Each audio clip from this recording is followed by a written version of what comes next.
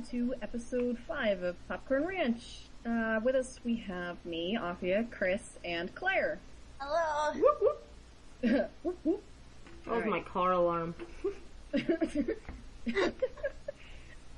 Today we'll be talking about conventions! Yay! But before that... Cause that's all that's on everybody's mind right now, cause we're all scrambling. We're all making way for cosplay. It's the calm before the storm for the most of the year, and we've hit the storm, which is just scrambling to finish cosplays. Do you agree? Do you disagree? Yes. Okay. Especially for us, cause besides Wasteland Weekend, this is the only thing we have this year, so. Yeah, it's pretty much it. Cause we didn't go to Comic-Con this year. Cause they be fucking expensive. Well, and you have to sell or give them your firstborn child to get tickets, so. Oh yeah, you have to, if you haven't tried to buy Comic-Con tickets ever. Recently. This is new. Sorry. Cause this is new. we got tickets 4 years ago, and it was easy peasy. Lemon squeezy.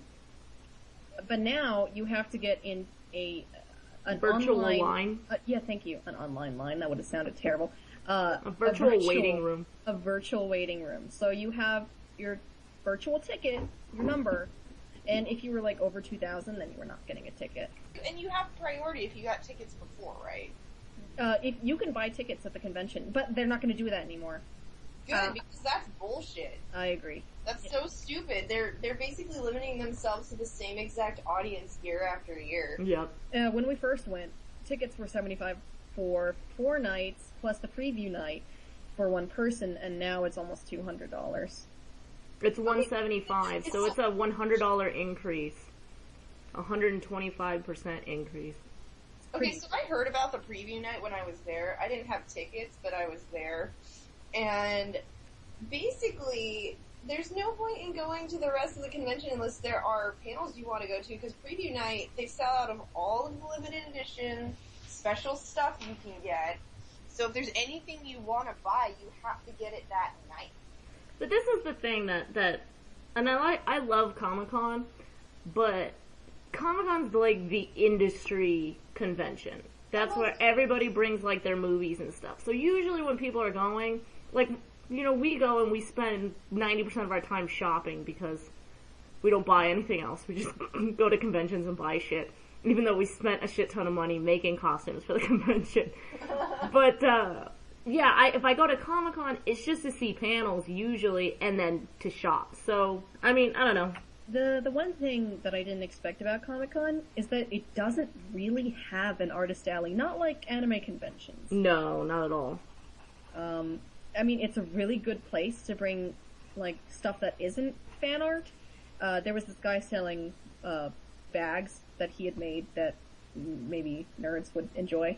And that's a really good way to get out there and sell your product.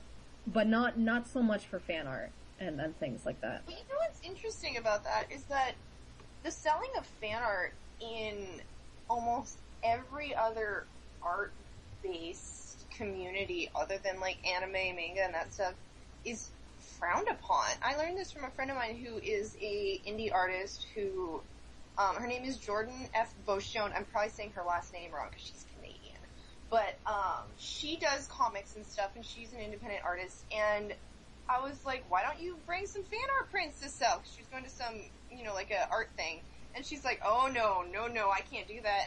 And all her friends are like, don't do that, that's wrong. And I'm like, do you guys, have you ever been to an anime convention? 90% of what people sell is fan art. People are lucky if they sell their original work unless they're popular online. Unless you have a really big fan following, there is no way people are going to want to buy original artwork. That's just, you're at an anime convention, you're interested in anime and other fandoms that, obviously you're into.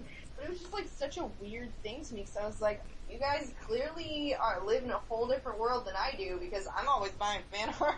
The thing is about Artist Alley and fan art, this product does not belong to you. Obviously you have creative license and everything, but that character does not belong to you, so technically you're stealing from them, you're taking money. However, for companies big enough like My Little Pony, they're not going to give a shit because they're already earning so much money. However, independent things like Homestuck, for example, Andrew You has can't use Homestuck as an example because they raised like $7 million. Wait.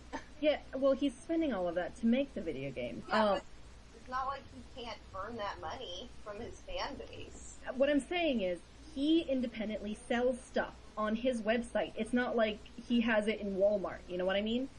So he asks that you do not sell Homestuck things that you make so that he can make money because he doesn't have shareholders or anything. He doesn't have sponsors or companies that would like to sell his items. So that's how he makes his money. And, you know, good for him. Does Topako not publish Homestuck anymore? Weren't they publishing the manga? Or like, you know, manga version of it? Oh no, you're right, Topako. But I mean, like, you can't go in person and buy this shit. It's true. So things like that, like other online web comics, that's redundant. ATM machine. any other, like Gunner Craig Court. Tom quit his job so that he could primarily focus on his comic and sell stuff by himself on a hosting website. And so obviously I would not try and make money off of his creations because that's the only way he can get money. But yeah, besides that, no one's gonna give a shit if My Little Pony is not gonna give a shit if you make money off of fan art. They'll get pissed at you if you try and make a video game though. Yeah. Well, it was a fighting video game. This is true. They tried to make a video game of it? Yeah, it was. I can't remember what it was called. People were gonna make it for free though. But wasn't it called like Main 6 or something? Main 6? Yeah, like Main 6. It had to be that. But yeah, it was. They weren't being paid to do it. They weren't going to charge anybody to play it. But they. It was more or less going to be like just an online, wasn't it? Yeah. And it's a fighting game using My Little Pony characters. And it looked pretty good as far as I know. What about like you have Robot Unicorn Attack Rainbow Dash? I don't know. Was that through? I don't know if that was through them. I thought that was through something, but I'm not sure. Like, I mean, if you put a rainbow unicorn Pegasus thing and make Robot Unicorn and don't actually say it's My Little Pony. No, they do. They say it's like Rainbow Dash. Never mind. They're ruining my plan. Yeah, they say it's Rainbow Dash. It's clearly Rainbow Dash. But it's the same exact game as Robot Unicorn Attack, only you're Rainbow Dash. There's no violence. I think that's the main thing. That's what I was thinking too, is maybe the fact that, you know, if little kids, once again, already they have to avoid all the freaking clop shit and porn, if they stumble on it and it's violent and... That just makes me so angry, like... Well, I mean, can't you... I'm so angry about that kind of stuff. I'm wondering, because obviously I don't set up, like, parental security on my internet. Wouldn't you, if you put the security high enough, wouldn't it cover those pictures? It should. Not necessarily. If you label it as not safe for work, I mean, obviously it's not called not safe for work. I can't remember what it's called. Explicit content. Yeah, thank you. Explicit content. And it really depends on whether the artist labeled it appropriately. Yeah, it comes down to the responsibility of the artist, because if they're like, this is fine. See, that's... Look at it work. That's what makes me angry. If you label it as explicit, and it is explicit, then good. I don't care.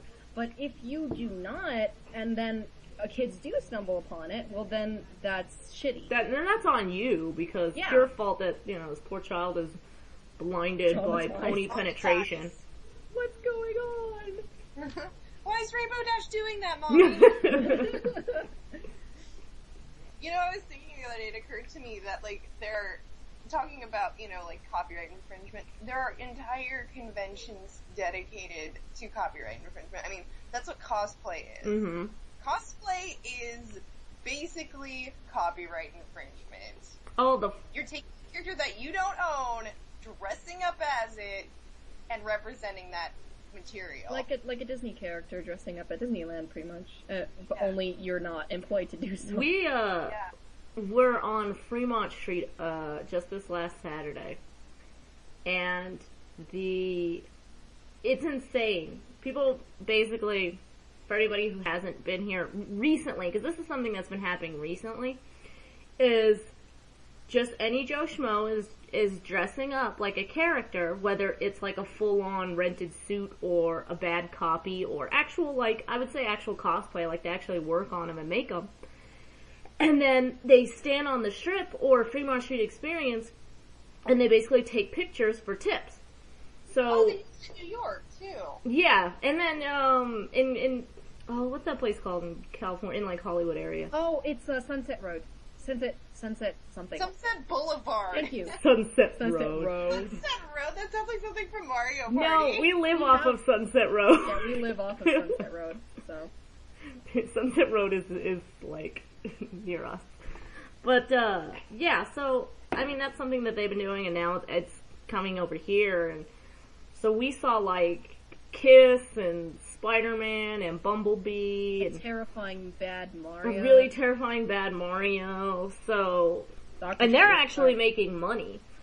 I mean, it's all tip-based, but that's why they go out there. I mean, well, like people, there are cosplayers, I've seen it online. There are cosplayers who are hostesses to parties called princess parties, and they wear their Disney princess costumes to the party, you know, like a clown or a magician. Yeah. Oh yeah, I had actually, when I was 5, someone do that for me at my birthday. It's totally not sanctioned, but I mean, it's like, well, what else are you gonna do with the $500 dress that he made, you know? Like, yeah. Makes sense to me, but you know, it's not quote unquote legal. You probably, I mean, if companies don't really give a shit if you make $20 from hosting a little girl's birthday party, you know? And it just comes back to selling fan art at Artist Alley. They just, as long as it's under the radar and you're not making a shit ton of money, they're not gonna give a shit. Well, I think that's why it's harder with Comic-Con. Because all those industries are usually there. Yeah. Because it's so big and it's such an industry-based convention. All those companies are already there. They already have their own booth in the exhibit hall. So it would be so easy for them to just walk down, find your shit, and then call you out on it. Can't sell this anymore. Yeah. The only thing I think people can get away with in that case are commissions, because, you know, like, hey, can you draw me Spider-Man? Okay, because, like, when I went to WonderCon one time, you know, they had professional artists there. Like, I met Adam Hughes, and he was drawing Wonder Woman for somebody. Like, someone had commissioned him. And, that's what, like, everybody was doing. And WonderCon is like a miniature version of Comic-Con. Well, it's a sister company, and that's their goal, is to try and get people focused on WonderCon. To lessen, they want to lessen the amount of people that are at Comic-Con because it's gotten so bad, so they're really trying to get them to be like, go to WonderCon now, come on. If they had moved WonderCon to Southern California, more people would go. I'm really pissed about that still. They had it in San Francisco. The one time I went, you know, it had been in the Moscone Center for like 25 years. And they're like, we're moving to Southern California. You ruined it. It's because you went. It's because you went. It's because you went. They were like, oh, we need to move. Claire's here. Oh crap, Claire found us out. Whatever. It's even in a bad area. Like people were telling me it was like in a really shitty venue. It's in the Anaheim Convention Center, which is across the street from Disneyland. It's not a shitty It's venue. not. We walked in front of there last year. We were at Disneyland and didn't even realize WonderCon was going on. And we got there early and we were like, okay, let's just walk to the convention center and hang out and look at the cosplayers while they go in. Anime Expo used to be at the Anaheim Convention Center, and I preferred it there. I loved it there. The LA Convention Center sucks balls. Sucks balls. Sucks Is that balls. where it is now? Because I went in 2009 and it was like downtown. It was in Long Beach then, wasn't it? No, it was in LA. It was like downtown Oh, was LA. it? Yeah, then it must have been at the Staples Centers. Staples Center, I think that's where it was. Yeah. There's like nothing near there. It was like the worst. Oh no, we walked from our hotel, we walked a mile to the convention every day, multiple times. There's nothing there. I mean, you have to go miles away to eat somewhere. That's what I do love about Comic-Con, is that they're very established, so there's a free bus Shuttle system to all the nearby, to different nearby areas, so you can get off and eat in all the places. And it's such like a business area that there's so many different Places restaurants and even like fast food. There's a Ralph's over there. So. In Anaheim, there's also a lot of places to eat. That's, you know, I think that's important. The complaint people told me about the new WonderCon venue is that it's not near anything. Like, there's nothing to do because you're right next to Disneyland, so Disney has like a total monopoly on everything, and there's like nowhere to hang out. But no, I think that's wrong, because besides the fact that you can go to downtown Disney right there, and you don't need to pay to get in there, there's also several eateries and things in the nearby area for all the people at the hotels. Yeah. I'm just thinking about, like, when it was at Moscone Center, and it's, like, in the middle of downtown San Francisco, near everything. I'm sure that was really nice. In the way that San Diego Comic-Con is really nice. It was more like Comic-Con, where, you know, it was near a whole bunch of good stuff. And you could leave for a little bit, go to Starbucks, whatever. But I understand. About WonderCon. I understand why they wanted to move it south. I mean, just so... I think they wanted to move it south so that people would go from San Diego Comic-Con and go, hey, WonderCon's right here, maybe we'll go to that instead since it's not too far away. It's not all the way north. They said the reason that they made WonderCon is so that they would have an equal amount of people and not like a clusterfuck at the International Comic-Con. So it's really like two of the same, well, not the same. Similar. But, yeah. Slightly smaller. Just because Comic-Con is the quote-unquote international. What? Like, if you had the choice, who would choose WonderCon? Because I liked it a lot, but I mean, if you've never been to a convention before, you've only ever heard of Comic-Con, like, you're gonna want to go to Comic-Con. Well, the very first convention I ever went to was Comic-Con. And then Afiyah wanted to go to Anime Expo the next year, and I was like, okay, we'll go. So obviously I was spoiled, and I was like, AX sucks, why did I come here? Take me back to Comic-Con. But when I went, you know, the year that I did go to Comic-Con compared to the year I went 2 years later, it's starting to kind of downgrade the cosplays. There's not as many as there was when I went the first year. Say that again? When I went last year, I mean, I wasn't actually in the convention because the company I was working for didn't get me tickets, but I was there, and there was not a lot of cosplay. No. Yeah, and that's why I said, is like, especially because at this point, like, our big conventions are usually either Comic-Con or Fanime, between the two. If you want to go for industry, you want to see panels, you want to buy, like... People. Yeah, exactly. If you want to see famous people, go to Comic-Con. Like, I love Comic-Con, but it's completely separated and different from something like Fanime, where it's more the fans. They focus on cosplay. There's, you know, they have a whole information booth on cosplay. Whereas at Comic-Con, 99% of the time, your group is gonna get, broken up. Because they say that you're like a fire hazard or whatnot while you're trying to take, like a gathering, a cosplay gathering. Mm-hmm. It's near impossible. You're lucky if you can get 15 minutes before someone comes and tells you you need to stop. There was a lot of harassment. I was really surprised. And I know that these people are just trying to do their jobs. Yeah. So I won't pressure on them. And I'm sure that they've gotten shit because they're trying to do their jobs. So, hats off to them in that sense. If I honestly think that you're not a fire hazard if there's like 20 other people in the middle of the room and you're against the wall and you're not telling those people in the middle of the hallway to move. People were like that at Anime Expo, but worse. The year that we decided, we won't go to Comic-Con this year, we were gonna go to Anime Expo. It was so much worse. I could not believe the amount of time. I bent over to tie my shoe, and I was told I could not stand there. I couldn't do that. I had to move.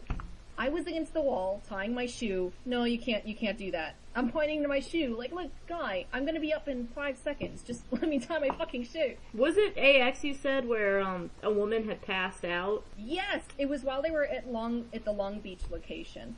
This line for registration went out into the street. It was insane. It wasn't inside. The majority of the line was outside. And, a woman had actually passed out due to dehydration. So this AX staff member comes up and charges her for the bottle of water that he's giving her. Are you kidding me? No. That's some bullshit. I'm sorry, but like a lot of the time I've encountered any kind of con security or con ops, they are on the most serious power trip I have ever seen in my life.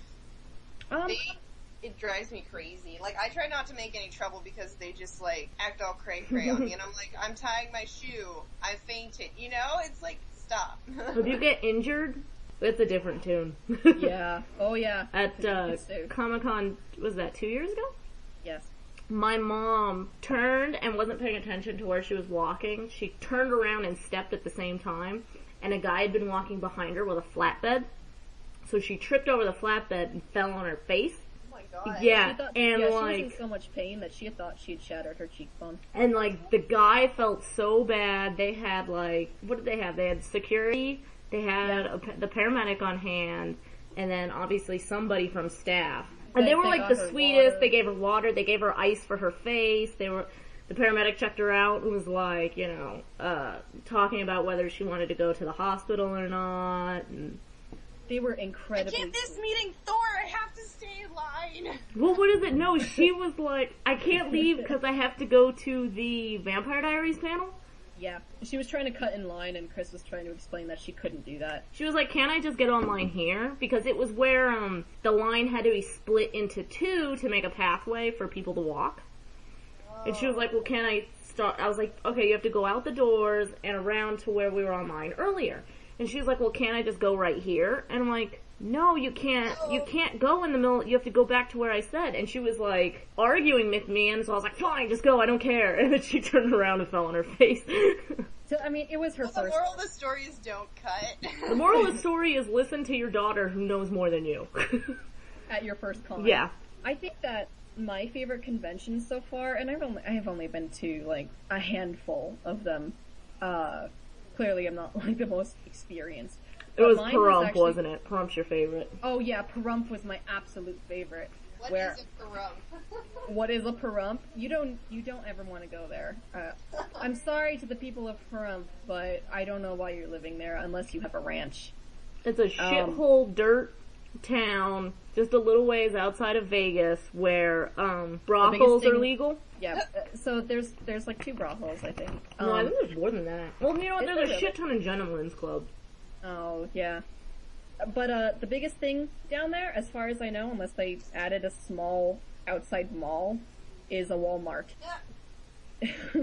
We went to Parump's first anime.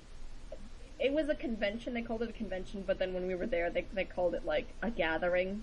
Like, Are they gonna call it Anime like, it was gathering. Anime Fest?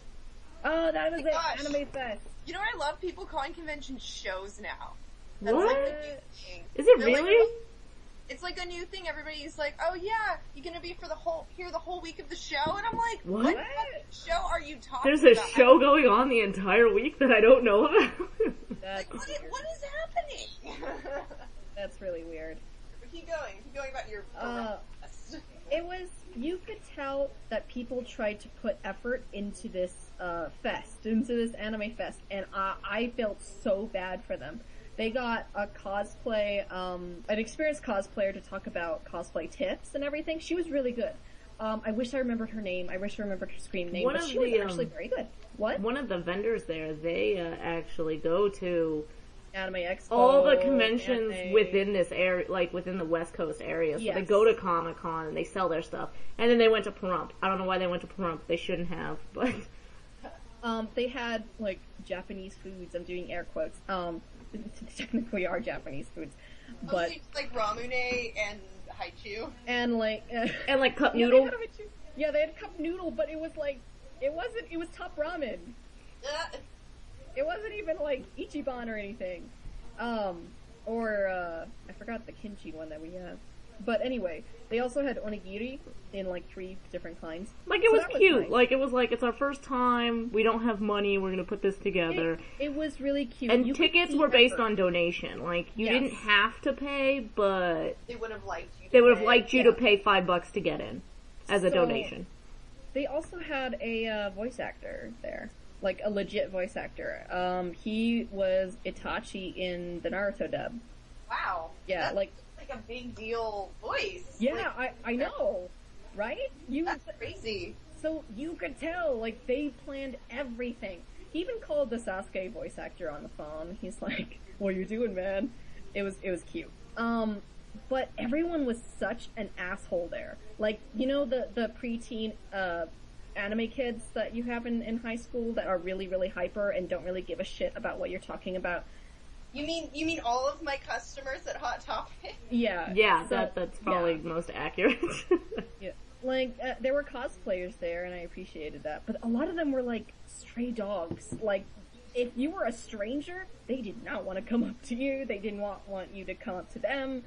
I want to say, like, a big portion of what ended up happening with us was kind of a jealousy issue, though, because we came as Roxas and Axel. We got a lot of attention. And we got a lot of attention. We walked into the door. A lot of people wanted to talk to us. Oh, we actually made the newspaper. Yeah, it's our picture on the article about the first Anime Fest.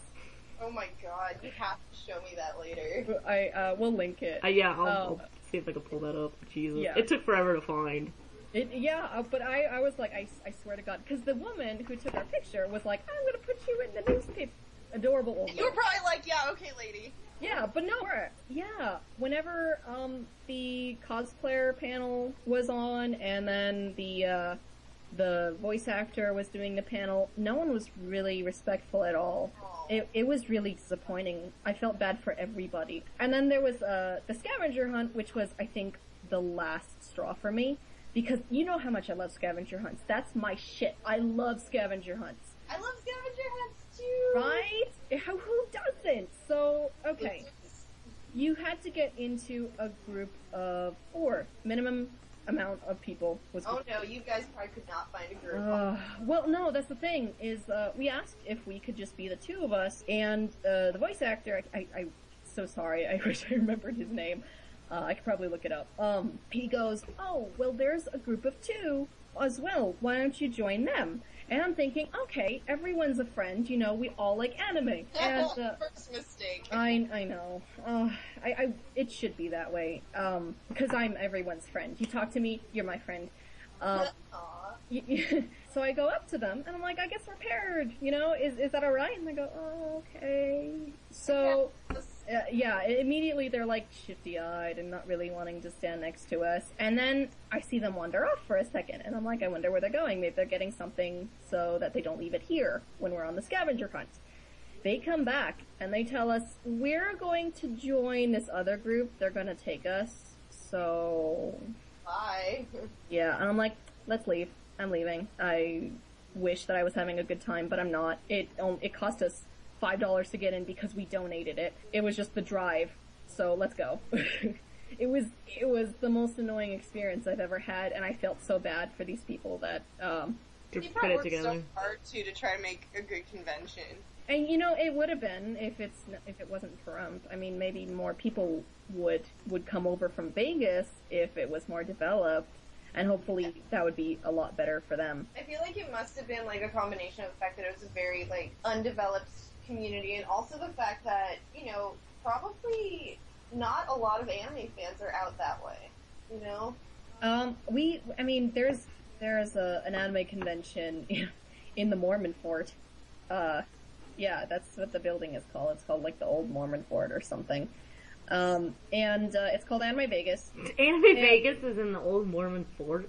Yeah, I don't know why. Okay, I found the picture of us. Well, I mean, we have a convention up here, like a very small one-day con that is in the Scottish Rite Center. So. Yeah, see, there you go.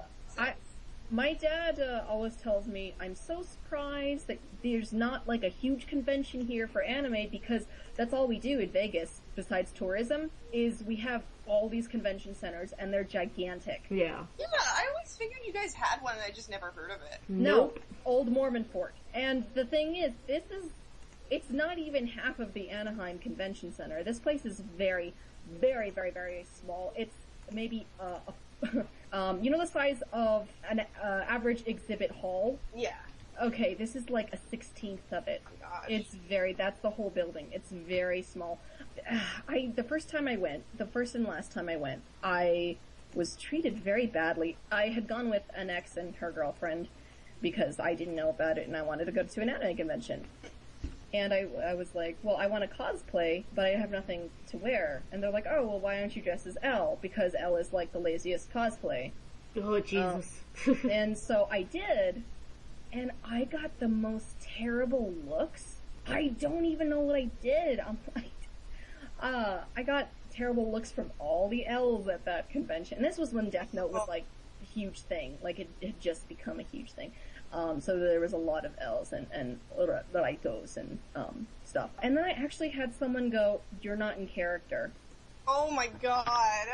I was like, "Are you kidding me? I'm sorry, I'm not walking in a slouch the whole time." So that was a bad experience for me. I never want to go again. Besides the fact that for their size, it's an extremely overpriced anime convention. It's more expensive than WonderCon. Oh my god, how much is, WonderCon's cheap. How much was it to have a booth in Artist Alley? It was ridiculous. It was like over $100 the one year. It might have been 80 to 105. It was ridiculous. I didn't even pay that much for Anime Expo, to have a booth. I paid $50 for a whole table at Anime Expo. Why are you gonna charge me more than $50 at something that's less than half the size of a convention at, Anaheim? It was insane. But I mean, I hope for the best in growth for an anime convention in Vegas. For that one, I hope for an anime convention to utilize one of our convention centers because, we have so many of them. Well, I don't remember how, I don't remember, hello. I don't know how accurate this is, but it has been something that they've been talking about for at the very least, the last 5 years. And that was Comic-Con having another smaller sister in Vegas. I'm not surprised, and I've kind of been expecting it, waiting for it. I know that they have that one thing during Halloween. It's like a one-day convention at the Mandalay Bay, but it's nothing near what a sister convention should be. So I can't see it not happening. Whether it's the near or far future, it has to happen. There's that one in Arizona, for God's sake. There's a Comic-Con in Arizona, which is insane. I didn't even know about it until this year. So, in short, I guess, if you want to go and see panels for, like, upcoming movies, like, say, Pacific Rim. If you wanted to go to see the people from Pacific Rim and hear about it. You should have went to last Comic-Con. then you should have went to last Comic-Con. But yeah, if you want to see big budget, and pretty much any of the new comic book, like superhero movies, then you go to Comic-Con. But if you're more concentrating on cosplays and stuff like that, then an anime convention is usually more accommodating for that. I'm still shocked at, and my favorite convention right now is Fanime, just because it is so friendly, and the fact that they had a cosplay gathering table, like they had an information booth for cosplay gatherings, amazed me. They even had, if you wanted, someone to help coordinate your gathering. So if you don't exactly know how to do photo shoot opportunities, they would help you with that. Yeah. With that experience. They give you your little certificate for holding a convention. Yeah. Or not convention, gathering. They also help you with, in the forums, they also help with, if you don't know where to hold your gathering, they'll offer advice. It's all around an amazing experience, in my opinion. Yeah. If you live on the West Coast, I would go. We live in Las Vegas. We have to drive 9+ hours to get there, but it's so worth it. The community is awesome. There was not one mean person, to my knowledge. In my experience of being there wasn't one mean person. While in Anime Expo, every single person I passed had something nasty to say about somebody that had walked by, and that was really upsetting. Yeah, they're very judgmental. It was like high school. It was terrible. Come on, you're all there for the same reason. Why you gotta be judging? Just because you don't like, I don't know, Yu Yu Hakusho, weird selection, but you don't have to show your dislike for it in such a negative way. You can just acknowledge it and move on and be friends with that person anyway. Yeah, you need to embrace your common interest of just anime as a general and being there, whatever you're into. That's why everybody goes. Exactly. my first time at Anime Expo, and I was a wee thing. You were a wee thing. A wee thing. I was, oh my god, I was 13 or 14. And that was so much fun. It was my first anime convention. And I had so much fun. I made so many friends, people that I saw for 2 seconds. The first 2 seconds that I had seen them, we were instantly friends. And I had never seen them again. We never talked again. But the fact is that they didn't know who I was. I didn't know who they were. But we were at an anime convention together. And so we had something in common. So it was like how we got adopted at Comic-Con. We did get adopted at Comic-Con. There was this girl who we saw every single day until it was so weird. We just passed by each other every single day that we were at Comic-Con. Well, and she was even at the Santee rail station, which is a little bit away from the convention. It's like 2 cities down from San Diego. It's a really cute place, actually. If you don't like staying near San Diego because it's too expensive, I recommend Santee. Or where was the Heritage Inn? I would recommend Mesa. staying. Where? La Mesa. La Mesa. Not a bad place. No. Really cute. Either place, really cute. Anyway, we were waiting for the train when we saw her at the station, and it was pretty amazing. So we became friends with her. But that's what it should be about, you know? It really should. I mean, especially for you and I, that's like our major social outing. We don't really hang out with people, we don't do other stuff. So, our goal is to make friends. I know, I don't know we use the convention itself as like an icebreaker. It's true.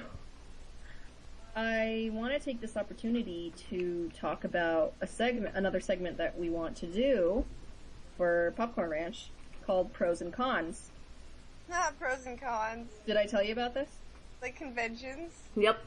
Yeah, pros and cons.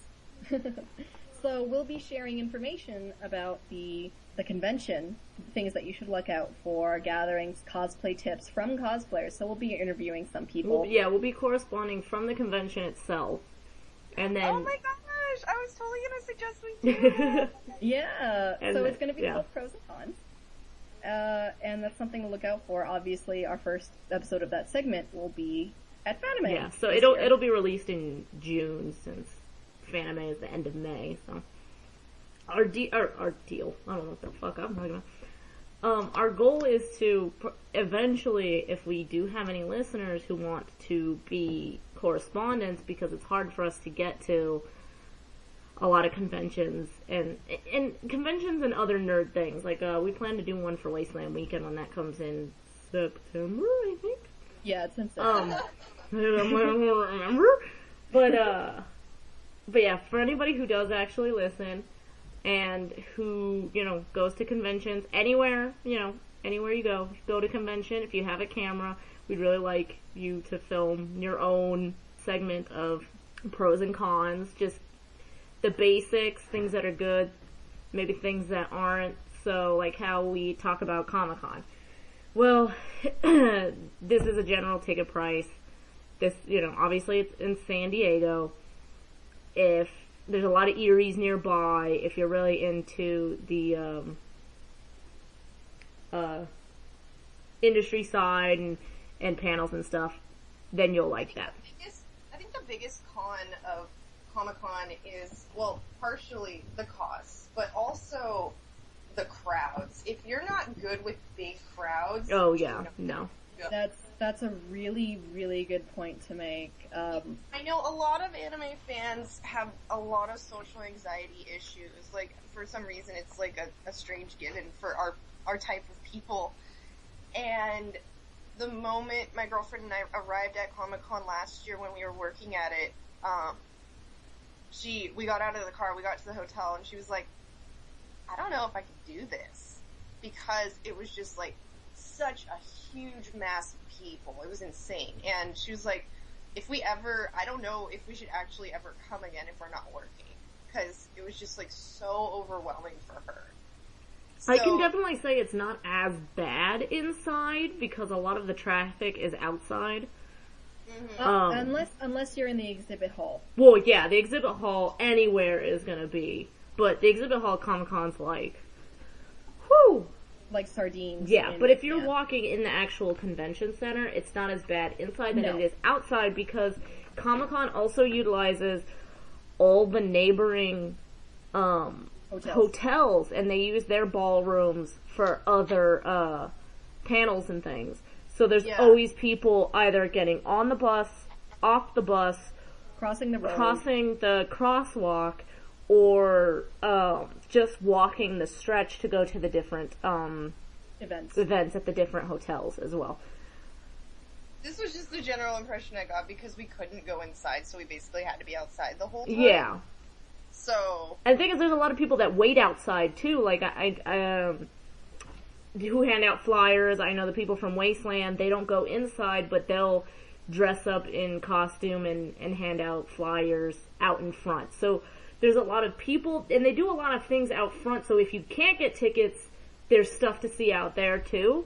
But so I think that's why it's so massive out front, but I mean... I wouldn't recommend going the whole weekend though if you don't have tickets, because we were there for about a day and a half, and we pretty much did everything. Well, Plus, yeah. Events, you have to have tickets. Like, they had a Frankenweenie thing that we really wanted to go to because they had the armatures and had, like, props from the film, and we couldn't go. I was so pissed. It really depends, though, because, I mean, the Children's Museum, the new Children's Museum of San Diego, which is adjacent to the convention center, had an amazing Adventure Time immersion experience that you could... Yeah, that's the thing, is a lot of the nearby businesses will... That was worth waiting for. We waited for like an hour and a half to go inside, and it was incredible. I almost cried. It was so amazing. Adventure Time's been growing their presence there, because they had a parade, I think, when we went. Yes. Yeah, the Adventure Time presence was much subdued this year in comparison to what I saw online the year before. Well, they gave out hats the year we went. Everybody who had went to the Adventure Time panel had gotten Finn hats. So all these people come, like... flooding out. Yeah, and they're all wearing Finn hats, and you're just like, where the fuck did you just come from? Where'd you get that? Yeah. That's the thing, too, is, what's cool about Comic-Con is you do get a lot of free stuff. Yes. So much free shit. Oh my god, like, like I said, I didn't go inside. We still walked away with so much free shit. It was ridiculous. Even when we were, like Chris said, we were staying in Anaheim during WonderCon, didn't know it, walked by, we got shirts. Still have those shirts. Yep. When we went to WonderCon, Pendleton Ward threw a t-shirt at us. It was pretty great. That's cute. Aww. Talked to him before the Adventure Time panel, and then he was like tossing shirts out. He looked straight at us, and he's like, "Boop!" He didn't even try to throw it. He kind of just like lobbed it at us. He's like, "You're no friends." But yeah, so essentially everything we're discussing now, it's a segment about the specific con that you're at called Pros and Cons. Trying to get other people to do it just because, like I said, we can't. It would be our dream to travel and go to all these conventions and correspond from there. But until then. And then also include maybe cosplay tips. So a couple scattered cosplay tips within the segment. Just have that basically our main cosplay and convention segment. Yeah. I mean, we're gonna do it in costume because we go in costume, so I think it'd be cool to get different people in different costumes. So I mean, if you want to wait for when we release ours so you can have something to go off of.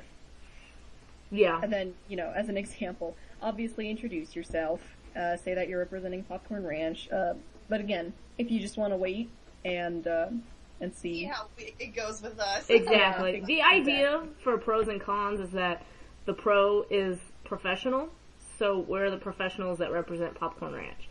So if you were going to say I'm at Fandoms and I'm introducing the segment, I would say I'm your pro, Chris from Popcorn Ranch, and this is your con, Fandoms at San Jose, which is fun to say because it happens in May. So come and play! Yay! Yay! That's it. Done. Walk away. Done. Throwing the mic down. Done. So, on my 5-minute list that I made, it was on a grocery list. Are you serious? Yeah, so I'm reading, like, conventions, favorite conventions, good stories, cosplay, bread, cereal, waffles. Cereal waffles? Yeah, waffles with a question mark, because I didn't know if I wanted them or not. What is That's this? so funny. I do that too. I'm like, do I need cheese? Right? This is not my grocery list. My grocery list is very specific. This is what I need. This is what I'm getting. It's like a robot wrote it out. Like, this is facts. You need this. Yeah. But no, I'm like, can I afford waffles? And that's why the question mark is there. I have a question though. Yes. Does everybody have a dream cosplay? Like, if you had the money, the time, I want to hear them, basically. I'm not just asking, do you have one? And then I want silence. Go first. Me? Yeah. My dream cosplay, I have two, I would say. And, one would be to do something from Tron, which we're slowly working on, so we'll see how that goes. And then, the other one is to do a character from X-Men, just because that is the thing, like, even when I was little, I was like, I'm gonna go to Comic-Con one day, and I'm gonna go as an X-Men. And then it was, I'm gonna go to Comic-Con one day, and I'm gonna go as Rain Sinclair, Wolfsbane. And that was my thing for years. It was like, when I can afford it, and I'm old enough to go on my own, I'm going to Comic-Con, and I'm going as Rain Sinclair.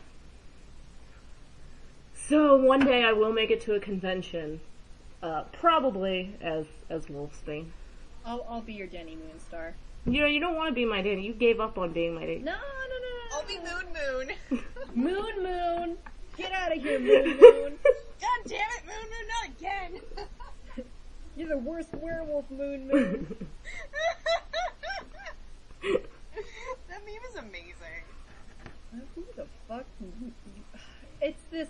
Okay, if you haven't seen this chart, it's, you know, your Star Wars name, your Leprechaun name. Okay, so it's your werewolf name. So if your first name starts with a T, you look for the T. Well, okay, it's Ferocious, and then you go to your last name. It's the first letter of your last name. So, you know, you make your werewolf name. Well, the person, the genius who made it, decided to put Moon on both sides. So Moon was a possible, and some people got Moon as their werewolf name. That was terrible. Like, are you kidding? Moon. So it's the fail werewolf. I think I was something like Ferocious Beast or something. You were Ferocious Beast. I was white. I was something cool. I was like Dark Snow or something stupid. I was White Paw. How were you White Paw? You couldn't be White Paw. I was White Paw. Oh, you know what? I think it's the... I think it was the last letter of your last name. Because I was going to say we're both B's. But, I think it was the last letter of your last name. It was the last letter. Yeah. I don't remember what I was talking about before the Moon. I said, your dream cosplay. Mine are lame. I don't know. No, that's not lame. Mine's dumb. I have two. The first one is Sheik from Legend of Zelda. One day I'm gonna work out and get buff. You're gonna get super buff. I'm gonna get super buff for Sheik. I'm gonna be able to do 1,000 cartwheels if I want. That's beautiful. 1,000 cartwheels? Is that like something a lot of people do? Is cartwheels? I don't know. You know what? A lot of people I gotta exercise today. Cartwheels, and that's it. Cartwheels, I used to be able to do them for like 2 months out of my whole life, and then I was never able to do them again. But yeah, so Sheik is my first one. I love that character so much. And my second one, everyone can laugh, it's okay, is my Khajiit character from Skyrim.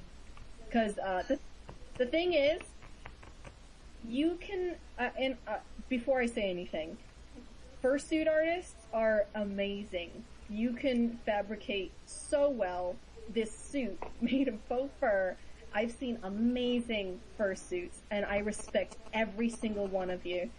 However, for Khajiit, Toonie fursuits don't really work unless you really just wanted to go for that look. Yeah. There are, however, costumers that do very close to skin fursuiting, realistic animals. I'm going to link an artist. I don't know how to pronounce her name, but she is incredible. I watch her on DeviantArt. It's really freaky because it looks like an anthro, like a furry, how they would draw them, but in real life. So I want to be able to replicate something like that for my Khajiit cosplay. Yeah, like I said, her name starts with a Q, so look for that in the link dump. And those are my 2 cosplays. What is yours, Claire? Oh, I have to go now. Well, like, in a way, I've already done my dream cosplay. I got to be Captain Harlock Aww. ago, and, like, everything about Harlock is, like, all the things I love. It's vintage, it's romantic, but not in, like, lovey-dovey romance. I'm talking about, romantic. Like, angsty, death-ridden romance. Like the actual term. Yes, the actual term of romance. That's what Harlock is. And it's space and it's pirates, okay? It's like everything I love. And I got to do Harlock, and it was just like a dream come true. And the best part about it was that, like, the people who did recognize me, because I did 70s version, 1979 Harlock, and the people who did recognize me were so excited that it made up for the fact that no one else at the convention knew who I was. Aww. You know, like, they were so fucking jazzed that it was Harlock. They're like, oh my god! Amazing. It was so fun. I guess that doesn't count because I did it already. I really want to be Jareth from Labyrinth. Oh, yeah, you should do that. To be him from the ballroom scene. Yeah. Because big sparkle coat. Yeah, yeah. No, you do him as the owl. Maybe I'll be the owl. I'll be Moon the owl. I'm trying to think of something else that I want to do that like I haven't already done. I'd love to do something that's like ultra super intense body makeup. I was trying to think of something like that, like intense armor or something, but I couldn't think of anything besides like what my Khajiit was wearing in Skyrim. Yeah, like, I'm trying to think of something, because right now I'm working on a secret costume that embodies a lot. It's very much in the same vein as Harlock, like my motivations for Harlock, because it's something I've loved for a really long time, and something that just would make me so frickin' happy, and the fact that it's structurally and like construction-wise is very difficult, and that's what my girlfriend's all about. She's really into details. Yeah, and detail, and this has so much insane detail, and I'm not even gonna tell you guys. I feel like I should know who this is. You should know what it is by now, but I'm not gonna tell you. You can guess, but I'm not telling you. You get to see what it is. And so there's just like so much that's going into these costumes that we're doing that is just like everything I've ever wanted, and so I'm really excited about it. I don't know, because, like, I'm a more experienced cosplayer than you guys, so, you know, I've done a lot more, and I feel like I've fulfilled so many factions of cosplay dreamness. I mean, that's good, though. You know, yeah, like, to that's be good. able to constantly do things that you really want to do. Like, we have to do a lot of settling just because of financially, so, I mean, I think I would love to be able, you know, every year be like, alright, I'm gonna do this. That's what's gonna happen, but we end up scrambling a lot in the end. Because of finances. I have a dream costume that's, like, kinda cheesy. Nothing is cheesy. I want to cosplay from Sailor Moon, like, so freaking No, bad. why is that cheesy? That's classic. I don't know, I just feel like it's cheesy. No, it's a well-respected anime, and I grew up loving and looking up to a lot of characters in that anime. I mean, that was like one of the first things that I ever got into for anime, because that was back when they weren't playing a lot of anime on TV, so, regular, so. I don't know who I would be, though, because, you know, of course, there's the lesbian cosplay gauntlet and being Neptune and Uranus, but... It's just who you want to be, though.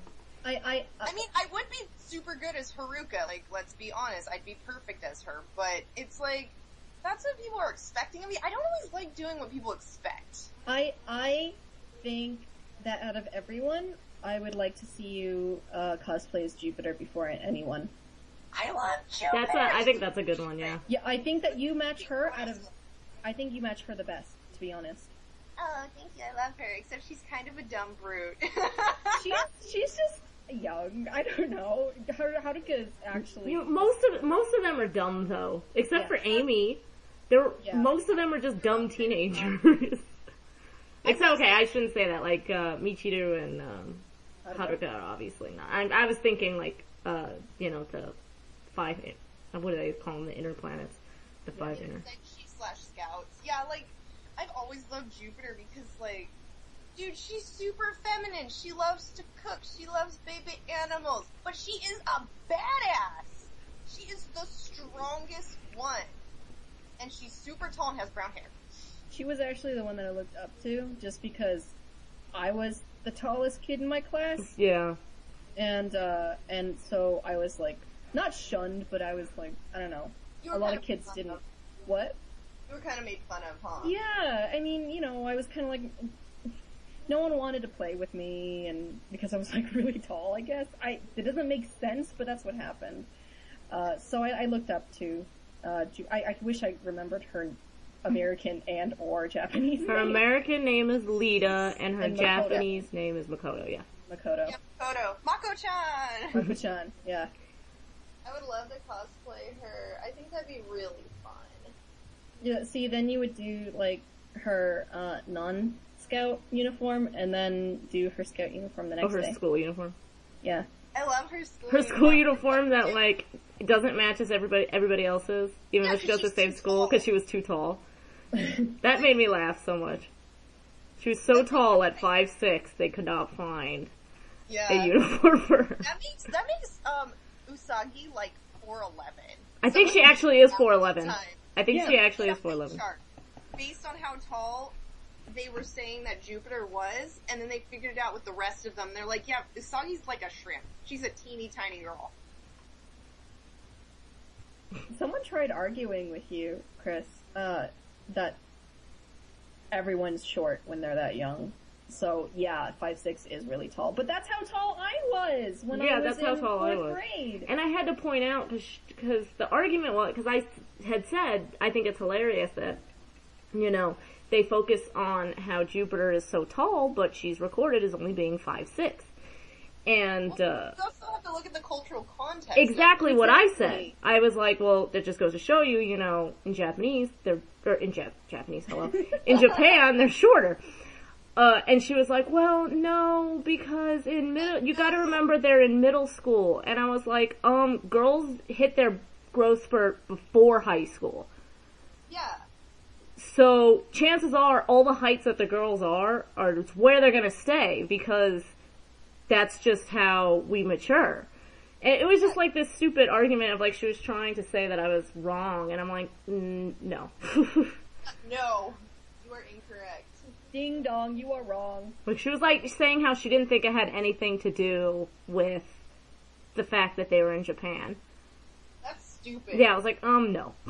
That's tall to them. That's just, the cultural significance, the fact that... Tall. Yeah. That's just how it is. That's just the way it is.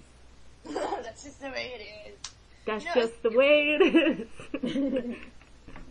So, back to conventions and cosplay, it made me think, talking about Sailor Jupiter reminded me of how, I was looking at art, drawings that Naoko Takeuchi did of Sailor Moon, and how, when I used to do One Piece cosplay, instead of doing, like, the basic outfits, I would take something from the art.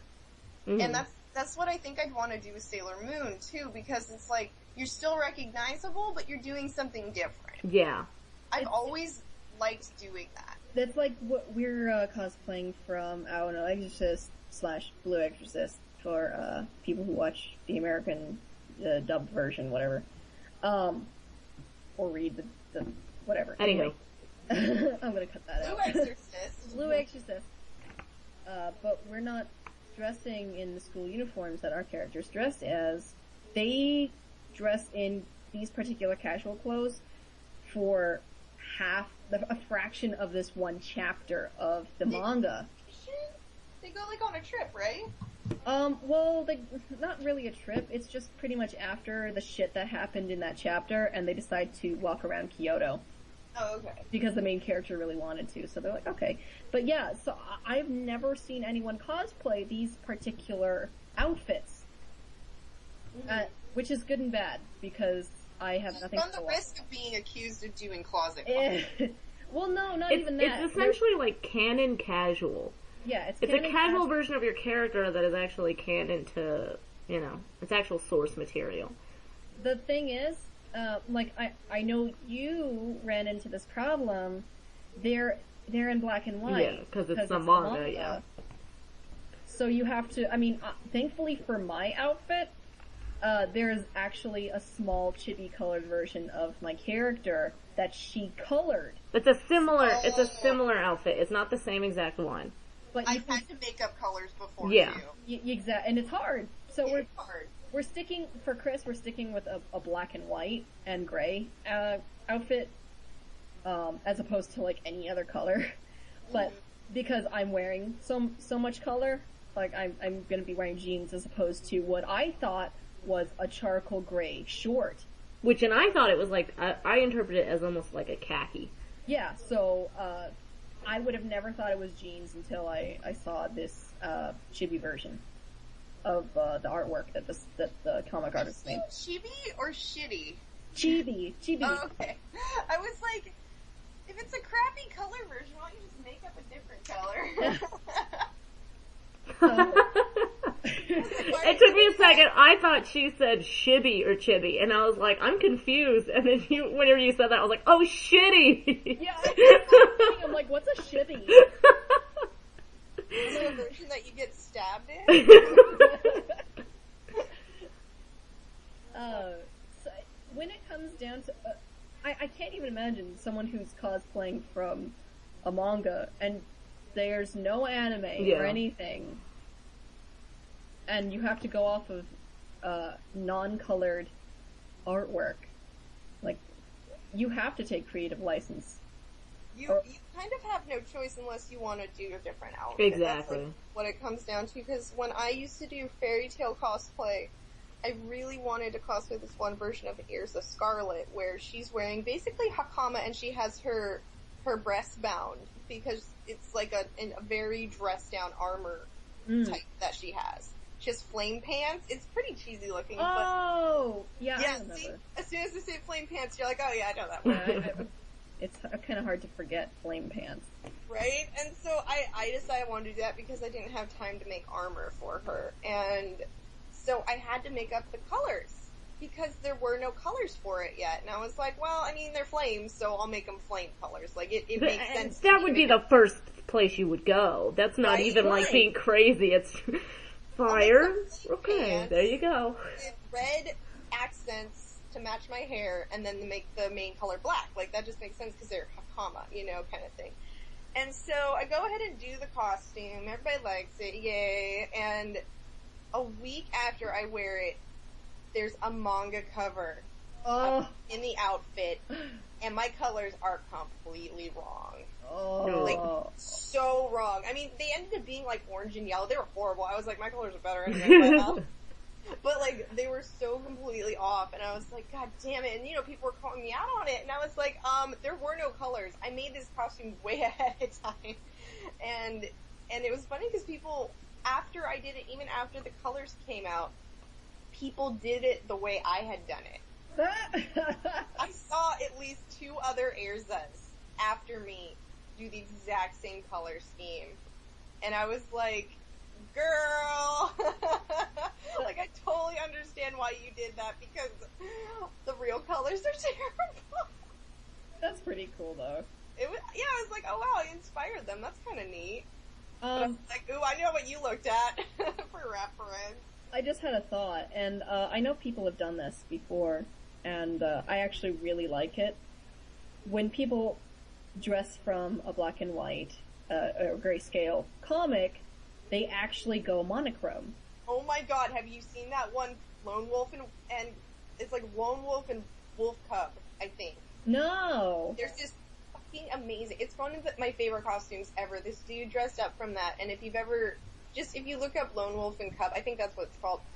It's very sketchy, very crosshatchy. This dude made his costume and did his makeup all crosshatched. That's very talented. He shaded it. It was incredible. I didn't see it in person. I saw it online, but it was like literally like he had walked off the page. It was the coolest fucking thing I'd ever seen, like in my whole life. I was like, that dude did so much effort to like really pull this together, and you could tell what it was. That was the best part. You're like, holy shit, that's Lone Wolf and Cub. I'm gonna try and find it. Please do, so we can link it. That's like how a lot of people try to mimic the texture Borderlands. from Borderlands, yeah. I have seen very, very good cosplays where they do that. It just takes a really steady hand, because you're going in with a very thin paintbrush, a lot can go wrong. Yeah. And a knowledge of what, like, you're supposed to be doing. Heavy referencing. Yeah. I feel like that must be so difficult to pull off unless you're super skilled with makeup to begin with, because it's not a beginner's thing. People think it is because they're like, oh, whatever. It's just painting. No, it's not Yeah, though. I'll just paint it. Because you're not only painting a costume, you're replicating that from the Yeah. page. Or the, whatever you're referencing. Oh my god, I found this dude. He is so freaking amazing. I'm gonna link you guys, and I'm also gonna link you to his AC Paradise, but I'm just gonna show Popcorn Rangers this just real quick. Like, how freaking cool is this dude? Oh yeah, I was looking it up too, yeah, and that's who I found. I've seen him before. That's This is- right. Here's his cosplay.com. He even got a feature. Oops, that's a V. He got a feature for it, which he deserves. That's a V. You just type V and enter. I accidentally hit V. I didn't mean to. Forgive me. I absolutely love all the talented people out there. That's why I will just sit here on cosplay.com and look up like photos that people posted recently. Oh my god, for just hours. to see some different things. She will for hours. I will for hours. I got yelled at for it. From my friend Melissa, could not believe that Chris had gone through already 1,000 pages. It wasn't 1,000 pages. It was 1,000 pages. It was not. That's what was so incredible about it. You were on there No, for she kept doing the math because she was like, there's what, like 12? No, 5, 10, 15, 20. There's 20 pictures per page and you're on page blah blah blah, so you've seen blah whatever pictures. You've gone through. It must have been 1,000 pictures. I gotta think so. I think that's what it was. I think it was, and I was past that at one point. But why not? I gotta think, that's how people find stuff. I mean, Besides, like, Googling it. Or not Googling it, but actually searching it. another thing that amazes me about cosplayers, and every person is different. Every person can do a different method of the same thing. The execution is just different, and it amazes me. For example, rivets for metal armor, right? I've seen people cut off ends of hardware. I've seen people just make it out of foamy. I've seen people sculpt. I've seen people, we've done this. We painted googly eyes to make rivets. You know what the best way to make rivets is? I just discovered this is what we're doing on our costumes, our super secret costumes that I keep, totally plugging right now. We have used over 1,000 tiny, tiny brads. What? Have you ever seen a brad? It's like a little metal thing. The fuck is that? I'll show you. I'll describe it. It's for our hard. listeners. I'll just post a picture and then I'll try and figure out how to describe this thing, because it is literally the best thing you've ever seen in your life, and it is so helpful and useful. It's for scrapbooking, it's also for keeping paper together. This is just the first thing I found on Google, but these ones are glitter. We are not using glitter ones. But it That's what I thought you were talking about. See what I mean though? It's if you ever have a manila envelope, it's the little thing, it has the little closure. holes that you bend, Yeah. and then you can attach it to things. Right. And it has a little round it, but that's exactly what I mean. Still prefer the googly eyes, even though this would probably be really helpful because then you wouldn't. It depends on, because did you actually puncture it through the fabric? Yeah. Yeah, so it depends on whether you just If you want to can glue it puncture the on fabric, or puncture it through. this is actually for connecting. Like, they are... These things that I am describing are both glued on and attached using these brads, and they make it look so fluid. Like, when the fabric bends underneath these things, it looks amazing. Like, they're not, like, popping off at the edges or anything. Like, it looks so freaking good. See, I'm sure for that, it would be really helpful. We were just using it on foamy, though. Oh, well, in that case, there's no point. You might as well just use, like, googly eyes or glue. You know, like, hot glue, like, make a little dot. Exactly. Yeah, and the thing is the color was supposed to be uniform as well, so it was easy for us just to put on the googly eyes and then spray the entire thing. Like a cohesive.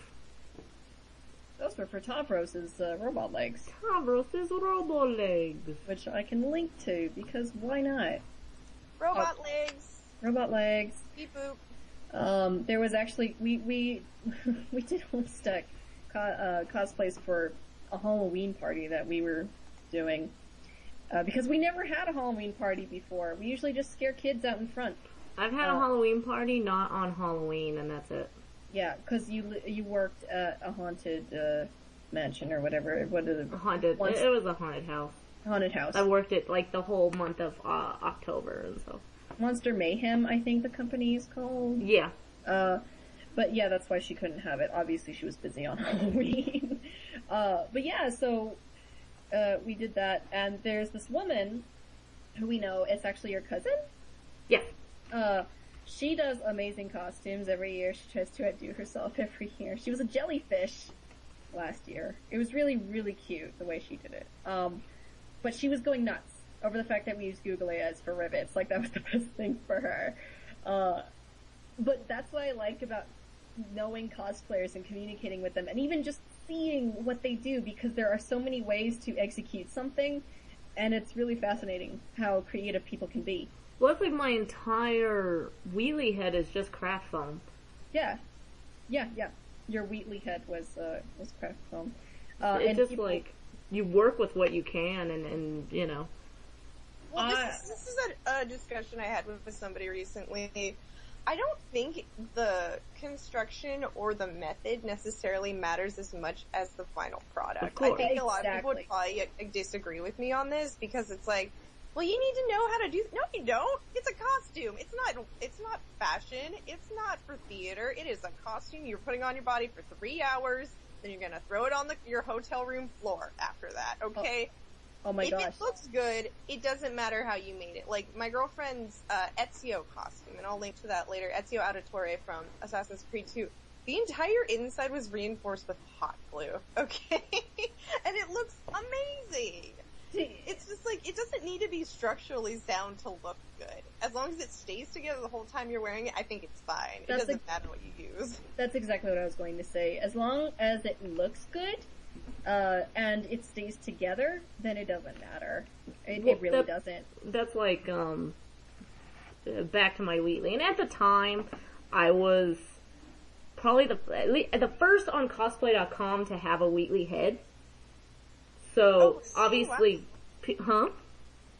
I'm really surprised. I didn't realize that. I thought that, I don't know anything about the Portal fandom. I just figured people had done that before. No. People did humanoid versions of Wheatley. Yeah, so it was just a person in like a suit, or, you know, different like clothes. A Gajinka. Yeah. Yeah, exactly. And so, I had been the first, one of the fairly first to do it, and I was the first on cosplay.com. And a lot of people have done it now with, like, you know, more stable materials and such. Fiberglass. Yeah, but I get a lot of compliments on the eye, which is hilarious because it's like the stupidest thing. It was like white mesh that I painted blue. That you crochet on. Yeah, the like white... it's not crocheting, it's, you put wool, oh my god, I cannot speak, I'm so sorry. Yarn. You thread yarn through it and make pictures and stuff. It's like plastic white mesh that you use. Oh, it's that white stuff that people, like, they sew through it with, like, yarn, right? That's exactly. Yeah. I don't know what that's called, but that's how we made our peppermint butler purse. We use so much of that plastic mesh, it's not even funny. Yeah, so everyone commented on how lively this eye was and how it seemed to glow on her Wheatley head. But it was really just like a cutout of this mesh so she could see through it, and then she painted on it. Yeah, like the whole thing was so simple. Like, to set the eye in, I kind of just took foamy that I painted black so it was like a camera lens. So like it slowly went inward. Concave. Yeah. And then... Concave like a cave. That's how I remember it. And then... it goes in like a cave. It does. Yes. Which I find a lot of people don't do. They do a flat eye, and I think that's a big problem. But, I would do a convex one like a lens. Well, yeah, that's how... It's exactly how his, like, movement is in the actual game, is his eye is kind of like a lens, and so that's why I mimicked that, where, you know, it's set in and it has kind of like the edging. But, so it was set in, and then it was just like really thin black material glued on, and then we sewed the white mesh that was painted blue. So it was like the stupidest, cheapest thing we possibly could have done. And people were like, this eye is amazing. Is it glowing? And I'm like, no, it's just shitty paint on like white plastic mesh. But, you know, it's just one of those things where, you know, if you do it properly, it could still come out really good. Or, you know. And then you're not using as much money as you could be. Yeah, it really was inexpensive. It was probably $20 in the end to make, at the very most. It was all labor. Yeah, because you get a roll, you can get that, a whole roll of foamy at, Joann's or craft stores. So that's all we did, and that's like $7, so. I would recommend using foamy for everything if you could. Is that like craft foam? Yeah. Yes. Yeah, it's craft foam. We use craft foam for everything. I'm just thinking about how many things we've reinforced with craft foam. Like my Night Stalker, so much of that is like, the reason it's so structured is because of craft foam. Because it's not only flexible and soft, it's hard to rip. Yeah. I think craft foam with Mod Podge is like your best friend. Oh yeah, if you cover craft foam with Mod Podge, you're not ripping that thing ever. And that's what gave Wheatley, he ended up looking kind of plasticky, even though he was just foam. Is because of the Mod Podge that we put over him. That's awesome. Yeah. You know, it's little things that you gotta learn. It's a lot of, what's the word, technique.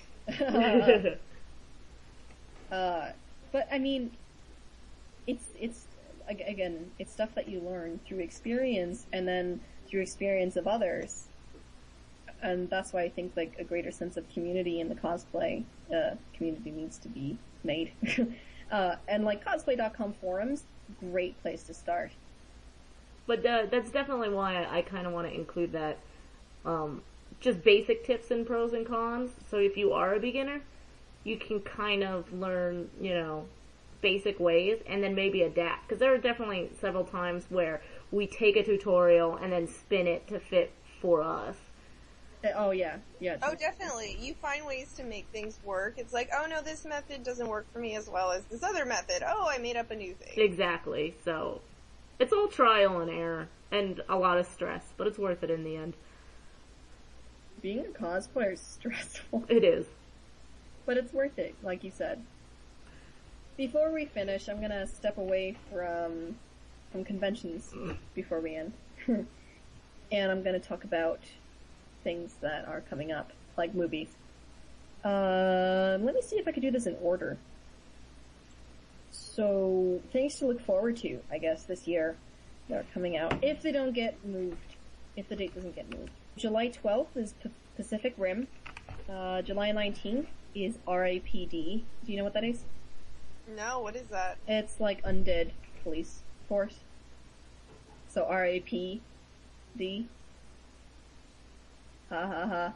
I don't get it. Like rest in peace, but peace. Oh. So yeah, they're like undead police. I have not seen the trailer for it. Apparently it looks good. August, we have Kick-Ass 2. In October, we have Paranormal Activity 5. Yeah, I know. Another one? Yeah, another one. I guess they haven't stopped. They're still going. And of course we'll go and see that because we do every year. It's kind of a a ritual now. November 1st is Ender's Game. November 15th is the second Thor movie, The Dark World.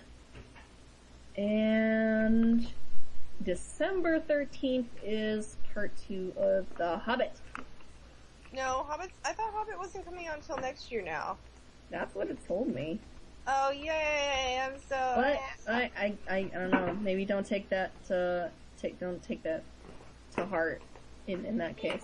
We aren't in any way official in these postings, so don't run to the movie theater that day and then blame us. I'm when gonna run it's to the not. movie theater. Yeah, where's The Hobbit? December 13th, Popcorn Ranch told me. They told me it was gonna be today, those assholes. They told me it was gonna be today back in April. And, I guess, to be announced is a Gambit movie. I guess they're working on a Gambit movie. They've been talking about that. Yeah, so I would love to see a Gambit movie. And, before I go into this new show that we will briefly discuss because we have to stop recording soon, I want to let everyone know, don't worry, Dynasty Warrior 8 is coming out this year. Along with Final Fantasy 50. Did you say 50? Yeah. Because I don't think they're ever going to stop making Final Fantasy. I don't even remember the number that we're on right now. Is it 14? 15? I think 14's coming out? Yeah, I think 14 is coming out, because they did 13 and then 13 too. Mm-hmm. Right. So 14 is going to come out eventually. For those on Netflix, obviously they released their original series House of Cards, but now Hemlock Grove is another series that they've released that they made. What is it? It sounds like a spooky show. It's a supernatural. It's spoopy. No, I mean there's nothing. I wouldn't say there's anything spooky about it. No, because they're pretty upfront about everything. But there's minimal blood. There's not much blood. There are dead bodies though. It's actually surprising there isn't more blood because it is Netflix, so there's no There's no censorship. Yeah, exactly. So there's nudity and there's cursing and whatnot. So. It's a supernatural thriller. Would you say it's a thriller? I guess you can. A drama, I guess. But there's definitely supernatural elements. I mean, there's talk of werewolves. It's all modern day, by the way. And it's in Pennsylvania. Mm-hmm. But yeah, there's talk of werewolves. The main character's gypsy. There's the Ouroboros symbol. Am I saying Ouroboros? Ouroboros? Yeah. I've always said Ouroboros because that's what it looks like, but it might be Ouroboros or something crazy. I'm sure that I pronounced it the way my brain wanted to. The thing is, they say it like you could do a drinking game based off of how many times they say it in the show, and I couldn't for the life of me tell you how they pronounce it in the show. Even though I've heard them say it 5 billion times, I never pay attention. Like, reanimation, there's a ton of stuff in there. It's actually really good. We watched the first episode. Russian vampires. Yeah, Russian vampires. Upier. Upier is is it Russian? Yeah, it's a Russian vampire. A Russian vampire. So, and they walk during the day, not the night. Or they stalk, I don't know, they kill, they attack. It's like a creature wearing human skin, but isn't human. So a vampire. There's that. It's a really good show. Like I said, I watched the first episode and then I was hooked. Yeah, pretty good show. I applaud to you, Netflix. Good job. Good job. kind of refreshing, considering all the other shows out there that are within the same, werewolves, vampires. Because there's a shit ton out there. No, yeah, it's actually a fresh drink of water, considering the similarities in category. There's nothing really similar about the show compared to the shows on TV that are also supernatural. Yeah. Not Supernatural, the show. No. But yeah, try it out. If you have Netflix, definitely try it out. If it's not your cup of tea, I apologize. Well, what's cool about it, too, is because it is on Netflix, it's not like they release an episode every blah, blah, blah days. No, you get, the whole season in one shot. That's gonna happen with Arrested Development next month. They're gonna put the whole new season on there. I am so excited! So everyone look out for that. So Arrested Development's coming back. If you haven't seen the advertisements for it. So excited. I love Arrested Development. Let's end with recommendations. Well, I know Afiyah has one, so let's have her start while we all think of ours. Besides Hemlock Grove, obviously, we just talked about it. My recommendation is Skyward Sword for the Wii. Legend of Zelda Skyward Sword, if you want the whole title. I actually think it's a really good game. I was concerned because it was for the Wii, and so you'd have to do, sword movements and everything. And everyone, not everyone, but a majority of the fandom complained on the graphics and how it looked. It's a combination between the Wind Waker style and the Twilight Princess style. It's a perfect mixture of both. But I actually enjoyed it a lot. And they do have very creative ways to use your new weapons. You fly a lot around, so you're tilting your Wiimote left and right instead of turning it completely left and right. It's this new technology that I didn't know about. It's called a Wii Motion Plus that allows you to tilt your Wiimote. I know it's Wii Remote, but come on, it's a Wiimote. That allows you to tilt it that way in order to fly objects. Like, you have a giant bird that you fly. There's a beetle that you get that aids you in dungeons. And then they have really interesting spins on enemies. I cannot remember the name of this enemy for the life of me, but usually you have to throw a bomb in its mouth or, I love those! Those things are hilarious. Right. They also had another one. It's a giant, in Nintendo 64 version, the Ocarina of Time, it was a giant eyeball on a pedestal, and it turns, and it zaps you with a laser. Oh, yeah. Beamos, I think? It's called a Beamos.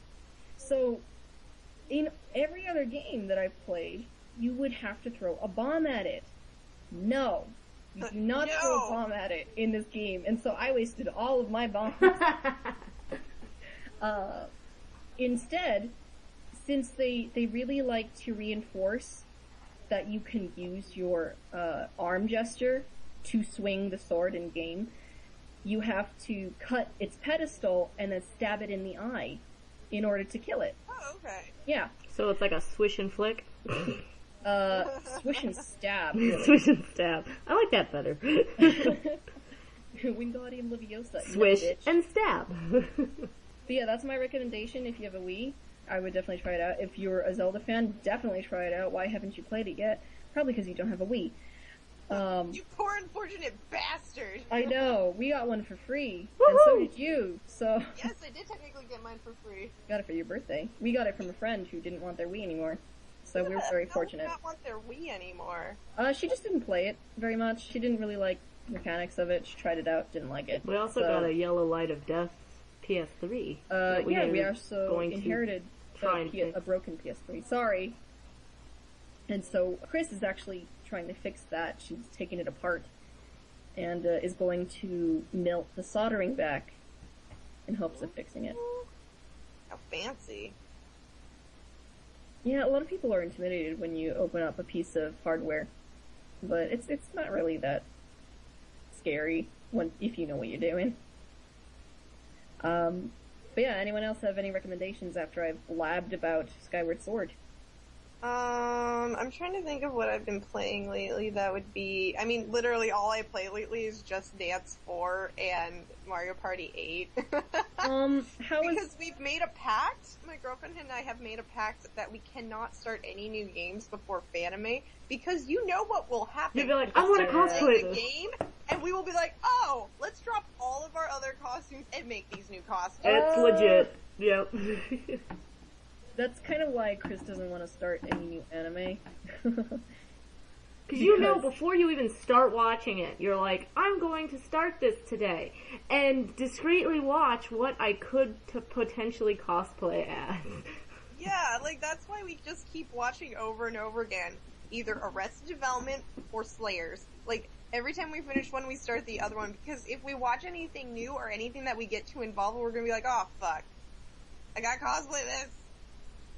You've been watching Parks and Rec. Did you want to recommend that? I love Parks. Yeah, I never had watched it just because I didn't usually watch a lot of stuff on TV. But now that I don't even have it cable, it's all on Netflix. But no, really, really good show. I think the character relationships in that are just phenomenal. There's really not anybody you can outright hate or dislike, in my opinion. I love that show. It's just a great show. In Tumblr terms, you get a lot of feels. You do. You get a lot of feels. It's very common. If not every episode, every other episode, where you're just watching it and you're like, oh. Just like that. Yep. Like. Oh. Just like that. Yep. Exactly. Yeah, I think that's it. As far as, we started playing Bioshock again.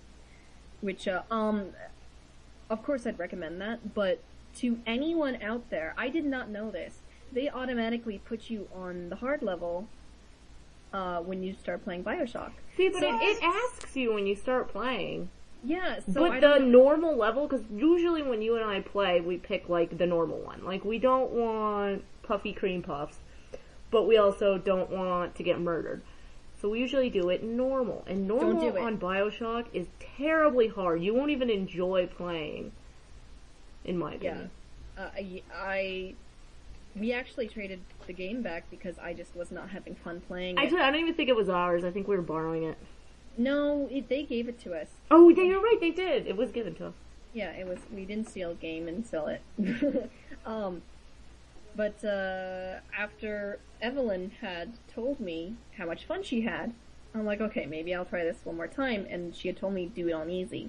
I have so much fun playing this now, because I don't know, I'm not that kind of person that focuses on trying to kill enemies. I want to do it for the story and the gameplay. Not so much to kill things. So on easy mode, it was a lot more enjoyable for me. You're not like me who runs through villages, like, murdering people. Yeah. Not women and children, though. Oh my gosh, I do that in Assassin's Creed by accident all the time. I'm always accidentally killing people in Assassin's Creed. Oh my God, not in real life. I promise I don't actually accidentally kill people. Oh, I accidentally kill people all the time. Accidentally shove that guy, oops. It's like, when we had Fable, Chris would be like, look, I'm gonna save, and I'm gonna kill everyone in this village, okay? And then we'll just upload from the save, so nothing, so it won't be shitty. For days, I'd be like, I can't go back to that town. She'd be like, why? I'd be like, because I'm a wanted man there. There's like holes in the window. I'm a wanted man now, I can't go back. And then, no, eventually I'll be like, okay, because I always have a shit ton of money in Fable, and I don't know why. But so I'll be like, okay, I'll go back, and I'll be like, here's 500, and they're like, alright, we'll let it go. And I killed everybody in town, and like... You're like, I'm sorry, here's for the damages. Yeah. Peace. Then they're like, alright, just don't do it again. I'm like, okay. Not. That worked out in Fable 3, though. Yeah. Because anything that you needed to get done that required a not-so-nice action, I did. So you still ended the game with, like, really high morale. Even though... Because you made me do all the dirty work. Yeah. You enjoyed it. I did. It was fun. Subscribe to our YouTube channel. Follow us on Tumblr. We also have iTunes. Listen to us on iTunes. Give us a rating if you would.